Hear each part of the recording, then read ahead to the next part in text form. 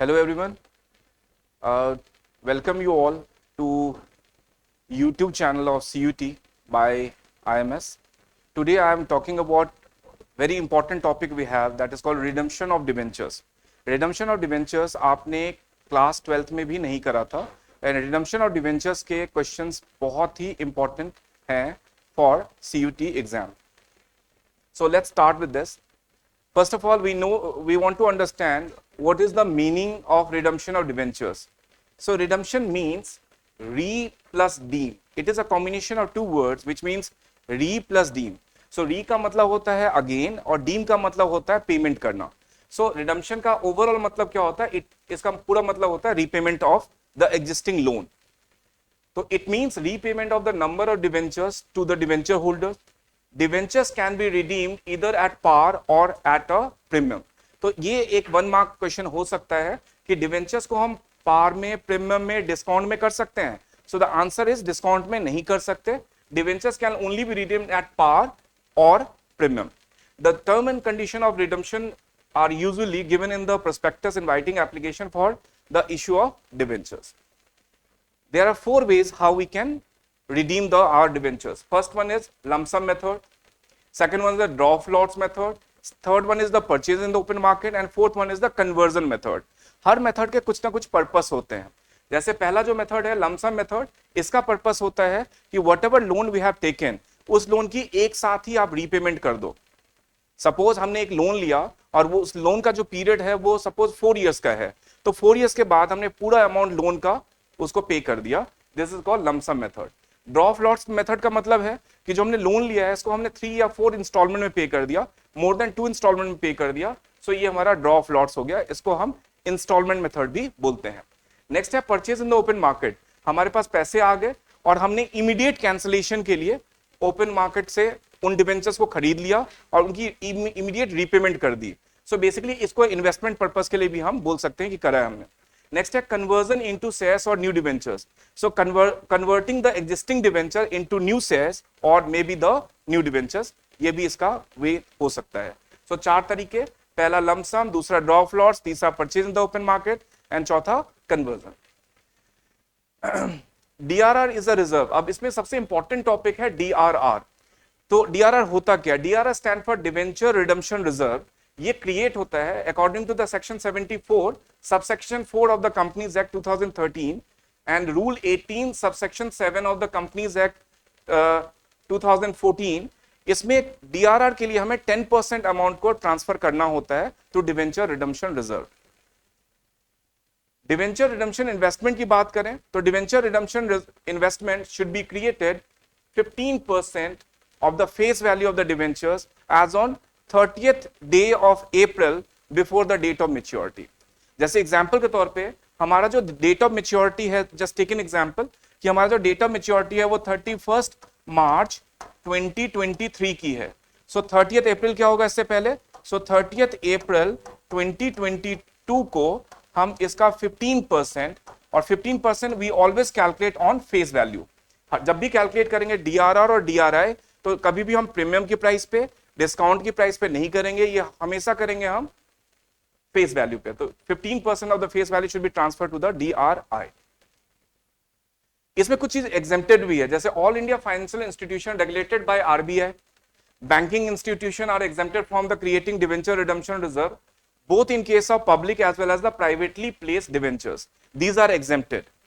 जो banking companies हैं, जो all India financial institution company है, housing board of India regulated by RBI है, या कोई भी लिस्टेड कंपनी है, तो वो एग्जेम्प्टेड है टू क्रिएट द डीआरआर.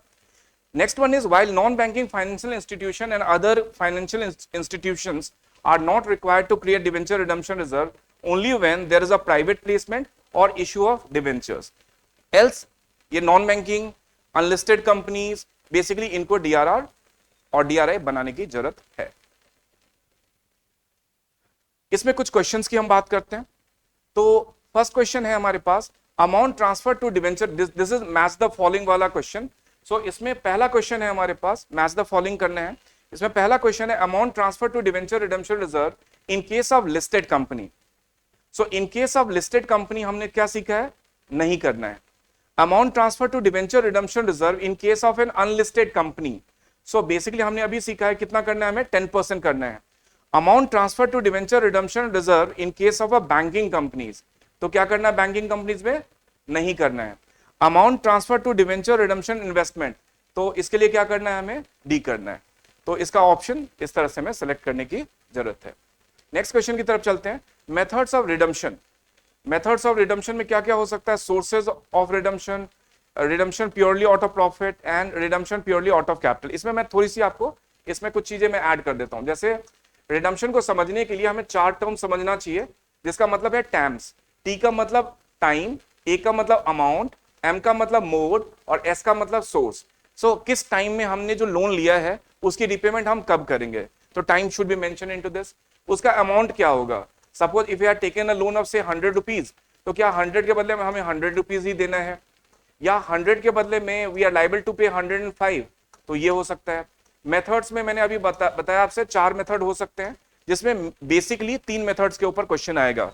लेकिन सीयूटी में इंपॉर्टेंट ये भी है कि आपके थियोरेटिकल बेस्ड क्वेश्चंस भी आते हैं, इसलिए कन्वर्जन का भी अच्छे से देख के आना। इसमें जो प्रैक्टिकल क्वेश्चन आ सकता है थोड़ा बहुत, जो उसमें क्वेश्चंस के लिस्ट में होगा, उसमें या तो लमसम आएगा या ड्रॉप लॉट्स आएगा, purchase in the open market conversion का नहीं आएगा। लेकिन as far as your theoretical part are concern, इसमें आपके purchase in the open market और कन्वर्जन का भी आ सकता है। तो सपोज 100 के बदले में, इसके 4 मेथड मैंने आपको बताया। अभी पहला बताया लमसम, दूसरा बताया ड्रॉप लॉट्स, तीसरा बताया आपको purchase in the open market, and fourth one is the conversion, and last one is source. पैसे कैसे आएंगे, तो पैसे बड़े सिंपल से आएंगे। सिंपल, पहला या तो हमारे पास कोई रिटेन अर्निंग होगी, रिटेन अर्निंग के थ्रू हम पेमेंट कर सकते हैं, रिटेन अर्निंग के थ्रू से पेमेंट कर सकते हैं। सेकंड क्या हो सकता है, सेकंड हो सकता है फ्रेश इशू ऑफ शेयर्स और डिवेंचर्स थ्रू से we can collect the fund and that fund can be used for repayment. So fresh issue of shares और डिवेंचर्स के थ्रू से हम कर सकते हैं। तो ये 2 मेथड हो सकते हैं जिसके थ्रू से हम पेमेंट कर सकते हैं। तो देखते हैं मेथड्स ऑफ रिडम्पशन में क्या बोला है इन्होंने। मेथड्स ऑफ रिडम्पशन में बाय ड्रॉप लॉट्स, सोर्सेज, क्योंकि मेथड्स में 4 मेथड बताए थे, सिर्फ एक ही मेथड बोला है, तो ये आपका आंसर हो जाएगा। नेक्स्ट है सोर्स ऑफ रिडम्पशन, क्या क्या हो सकता है। तो सोर्स ऑफ रिडम्पशन में क्या हो सकता है, आउट ऑफ प्रॉफिट या आउट ऑफ कैपिटल। मैंने यहां बताया रिटेन अर्निंग, तो ये क्या हो सकता है, आउट ऑफ प्रॉफिट हो सकता है। फ्रेश इशू ऑफ शेयर्स और डिवेंचर्स, ये क्या हो सकता है, आउट ऑफ कैपिटल हो सकता है। तो इस तरह से समझने की जरूरत है। नेक्स्ट है redemption purely out of profit. जब भी प्योरली आउट ऑफ प्रॉफिट हो तो डीआरआर कितना होता है, 100% होता है। अब आप कंफ्यूज हो सकते हो कि अभी जो सेक्शन मैंने आपको पढ़ के सुनाया उसमें 10% था, अभी मैं 100% बोलता हूं। तो बच्चों मैं बताता हूं, डीआरआर जो क्रिएट करने के 2 कंडीशंस होते हैं। पहला कंडीशन हो सकता है जो आउट ऑफ कैपिटल होता है। तो आउट ऑफ कैपिटल जब भी मेंशन होगा तो इसका मतलब है कि 10% of the amount equals to the face value should be transfer to the DRR. Next है कंडीशन जिसमें आउट ऑफ प्रॉफिट होगा, ये एक स्पेशल कंडीशन है। तो इस कंडीशन में आपको 100% of the amount equals to the face value should be transfer to the DRR. तीसरा कंडीशन होगा कि क्वेश्चन साइलेंट होगा और बताया जाएगा कि आपको डीआरआर क्रिएट करने की जरूरत है। तो इस कंडीशन में भी आपको 10% ही क्रिएट करने की जरूरत है। ये एक स्पेशल कंडीशन है। जब भी आउट ऑफ प्रॉफिट होगा तो 100% of the amount equals to the face value should be transfer to the DRR. तो इस कंडीशन में आप देखें तो इसमें बोला है कि redemption purely out of profit, तो 100% आपको अमाउंट करने की जरूरत है। और redemption purely out of capital करने के लिए बोला है, तो इसमें जब भी आपके पास प्योरली आउट ऑफ कैपिटल होगा तो ये एक्चुअली 10% होना चाहिए, ये 10% होना चाहिए। जब भी आउट ऑफ कैपिटल होगा तो ये क्या होगा, 10% इसमें ऑप्शन होगा। Third one is an unlisted company is redeeming 20,000 8% debenture of 100 each at 5% premium, amount of ₹2 lakh will be transferred to. बहुत सिंपल है, एक अनलिस्टेड कंपनी है जो 20,000 का है इनटू 100, तो ये कितना हो गया, ये आप मल्टीप्लाई कर दें तो ये आपकी वैल्यू आ जाती है। वेल ट्रांसफर टू दिस, बहुत सिंपल है। देखो 20,000 का हमारे पास डिवेंचर्स है, राइट, और एक डिवेंचर का वर्थ कितना है, 100 रुपीज का। इसका मतलब कितनी वैल्यू हो गई इसके लिए, इसकी वैल्यू हो गई 20 लाख रुपीज की। Am I correct. इस 20 लाख का 10% करेंगे तो डीआरआर में ये अमाउंट करेंगे, क्योंकि अभी मैंने बताया कि 10% of the amount should be transfer to the DRR. आपको कंफ्यूज नहीं होना क्योंकि इसमें प्रीमियम पे बोला है, तो क्या हम प्रीमियम पे करेंगे, नहीं, हर time we transfer DRR we calculate DRI on the basis of the face value. तो बेसिकली 20 लाख का 10% कैलकुलेट करेंगे आप, तो ये अमाउंट आपका DRR में चला जाएगा. So this goes to debenture redemption reserve. Next है कि 20,000 8% of 100 each at 5% premium, amount of rupees 3 lakh. तो देखो टोटल अमाउंट यहाँ भी 20 लाख का होता है, और DRI की मैं बात करूं तो 15% हम कैलकुलेट करते हैं. तो बेसिकली ये 3 लाख होगा. अब बोलोगे सर कैसे पता चला कि ये 15% हमने कैलकुलेट करा? बहुत सिंपल है बेटा. ये जो 3 लाख का अमाउंट है और आपके पास total face value of debentures कितनी की है? 2 लाख रुपीस की है. इसका परसेंटेज आप कैलकुलेट कर लो, इसका परसेंटेज कैलकुलेट कर लो, तो बेसिकली ये आपका इजिली कैलकुलेट हो जाएगा इसमें. सो बेसिकली ये 15% का जो है ये आपका कैलकुलेट हो जाएगा. सो 15% would be debenture redemption investment. और कोई ऑप्शन इसमें है नहीं, तो ये ऑप्शन ही यूज नहीं करेंगे. नेक्स्ट है, as per SEBI guidelines, in case of an unlisted company an amount equals to dash of the debenture outstanding must be transferred to debenture redemption reserve account. So yes, option number C is correct. हमें 10% इसमें fill करने की जरूरत है. Next है, a company issuing debentures with a maturity period of not more than 18 months. In that case, the creation of debenture redemption reserve will be 10% of the amount debenture outstanding, 20% of the amount debenture outstanding, 50% of the amount of debenture outstanding. इसको पहले समझ लीजिए. Suppose एक company issue करती है और 18 months के equal या 18 मंथ से ज्यादा, अगेन आई रिपीट, सपोज उसका पीरियड जो है वो या तो 18 मंथ्स के इक्वल है या 18 मंथ से ज्यादा होगा, then basically we create DRR. लेकिन सपोज वो इफ लेस देन 18 मंथ्स होगा तो DRR हम नहीं क्रिएट करते हैं. तो इसने बोला है कि period of not more than 18 months, इसका मतलब मैं इक्वल मानता हूं इसको, एंड इक्वल मान के हुए मैं 10% of the amount should be transfer to DRR करने वाला हूं. नेक्स्ट कंडीशन है, according to the guidelines issued by the securities and exchange board of India, that is SEBI, what percentage of the amount of debentures must be transferred to debenture redemption reserve before the commencement of the redemption of debentures in case of convertible debentures. बच्चों, convertible debentures में हम कुछ भी नहीं करते transfer. Convertible debentures में हम कुछ भी नहीं ट्रांसफर करते. जब इसका थ्योरी पर हो गया तो बेसिकली इसमें मेंशन होता है कि these debenture are being issued and it all the facts are given in the prospectus कि इस डिवेंचर को हम कन्वर्ट करने वाले हैं. तो जिस डिवेंचर्स को हम कन्वर्ट करने वाले होते हैं उसके ऊपर हमारे को डिवेंचर रिडम्पशन रिजर्व कुछ भी नहीं बनाना होता, मतलब जीरो बनाना होता. Option number D is correct. Next है, ABC limited, an unlisted company, decided to redeem its 4,009% debentures or rupees 100 each, which were issued at a discount of 8% and were redeemable at a premium of 10%. The amount to be transferred to redemption reserve. अब इसमें confusion है बच्चों कि 100 rupees का debenture है और discount में हमने कर दिया 8%. इसका मतलब इसकी वैल्यू कितना हमने कलेक्ट करा है? 92 रुपीज कलेक्ट करा है. एंड वाइल द रिपेमेंट हमने कितना करा है? 100 प्लस 10. सो बेसिकली हमने 110 पे इसको रीपेमेंट करना स्टार्ट किया है.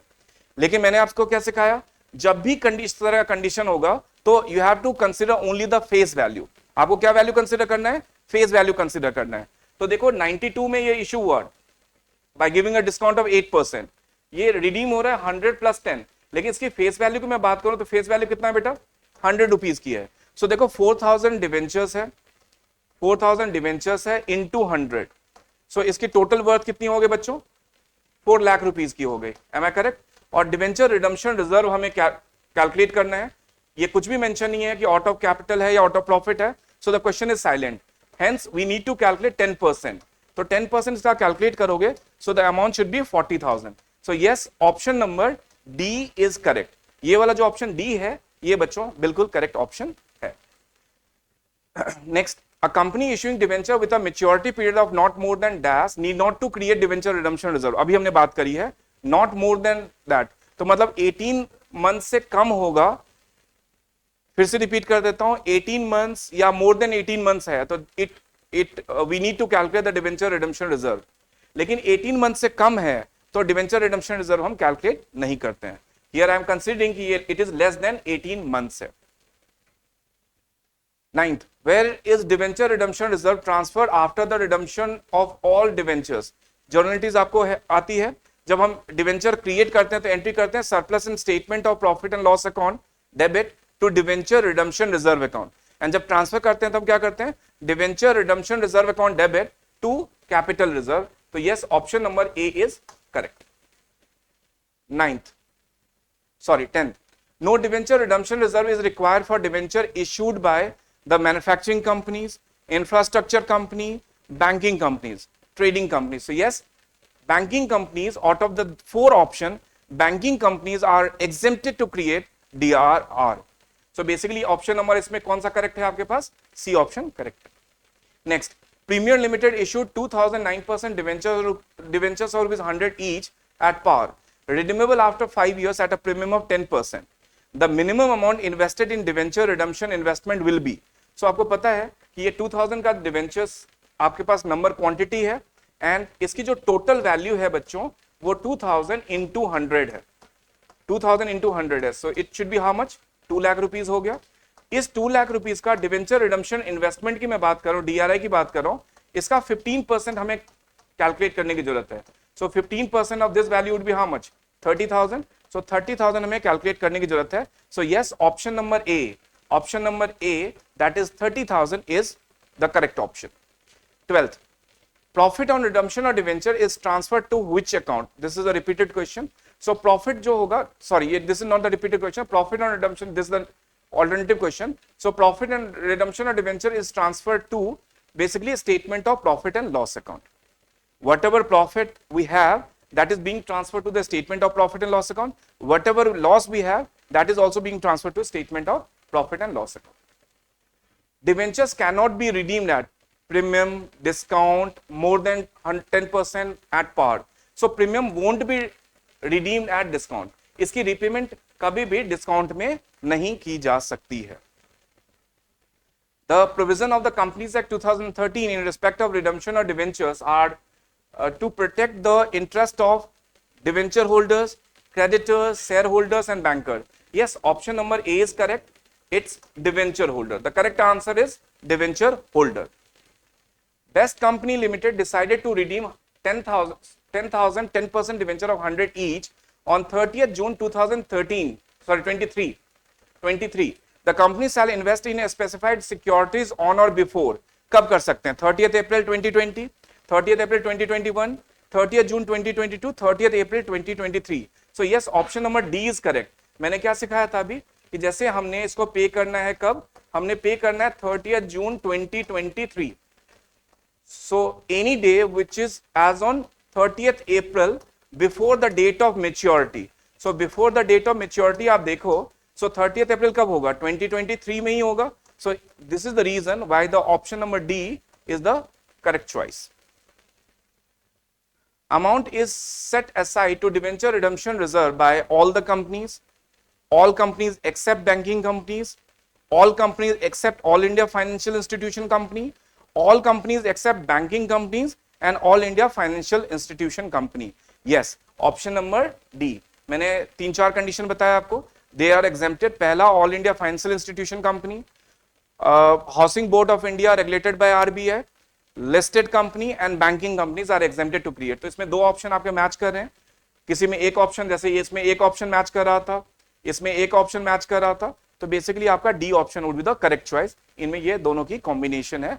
सो इसका आंसर कौन सा करेक्ट है? D answer is correct. Next, HPL Limited has outstanding 10,008% debenture of 100 each that are redeemable at a premium of 10%, 10 each. Out of these, 5,000 debentures are redeemed on 31st December 2023. Debenture redemption investment should be. ये बहुत अच्छा सा question है बच्चों. ये जो question है ये ड्रॉ ऑफ लॉट्स का क्वेश्चन है. कैसे पता चलेगा? देखो, हमें 10,000 करना है, लेकिन 10,000 में से हमने सिर्फ हाफ को रिडीम करा है, सिर्फ हमने हाफ को रिडीम करा है. तो जो हाफ की टोटल वैल्यू होगी, इसका 15% आपको DRI में इन्वेस्ट करना है. तो इसका 5,000 हो गया. 5,000 क्वांटिटी है. एक डिवेंचर का वर्थ कितना है? 100 का वर्थ है. इसका मतलब इसका टोटल नेट वर्थ कितना हो गया? टोटल वैल्यू कितनी हो गई? 5 लाख की हो गई. और इसका 15% for the DRI you need to calculate. So इसका आप देखेंगे तो the value comes out to be like 75,000. Yes, option number A is correct. This option A is the correct choice. Thank you so much. I hope you understand all the concept. इसमें CUT में सबसे important क्या है वो आप समझ लो। CUT में NCERT books are the Bible of this, तो NCERT को आपको बहुत अच्छे से समझना पड़ेगा, नंबर 1। नंबर 2, आपको सब्जेक्टिव और ऑब्जेक्टिव का ध्यान रखना है। ऐसा नहीं कि हमने सिर्फ क्वेश्चन सॉल्व कर लिए जो हमारे प्रैक्टिकल क्वेश्चंस थे। इसमें इंपॉर्टेंट क्या होता है इस तरह के एप्टीट्यूड बेस्ड एग्जाम में, जो आपके सब्जेक्टिव और ऑब्जेक्टिव का बहुत अच्छा नॉलेज होना चाहिए। तो NCERT बुक से मैं रेकमेंड करूंगा आपको कि उसकी पूरी चैप्टर को अच्छे से पढ़ें, so that you will be able to understand and answer the objective part as far as your theoretical part are concerned। उसको भी आप आंसर कर सकते हो। प्रैक्टिकल तो आई एम श्योर कि आपने क्लास 12th में पढ़ा है, उसको आप कर ही लोगे। This chapter is very important. Why this chapter is very important? क्योंकि आपके CBSE बोर्ड में ये रिडेम्पशन और डिवेंचर्स, ये चैप्टर आपने नहीं पढ़ा होगा, एक ये और एक not for profit making organisation. So I feel ये 25% ऑफ योर सिलेबस है जो CUT में आएगा। हर साल की हम बात करें तो अप्रोक्सीमेटली एक केस स्टडी बेस्ड के 2 क्वेश्चन आते हैं, जिसमें 3 to 5 क्वेश्चन के चॉइस होते हैं। तो I expect this year also, क्योंकि लास्ट ईयर भी ऐसे ही था कि इस चैप्टर से भी आपके एक comprehensive case study based 5 questions का सेट बना हुआ था। तो इस चैप्टर को भी आप बहुत अच्छे से पढ़ेंगे। Thank you so much, take care, God bless.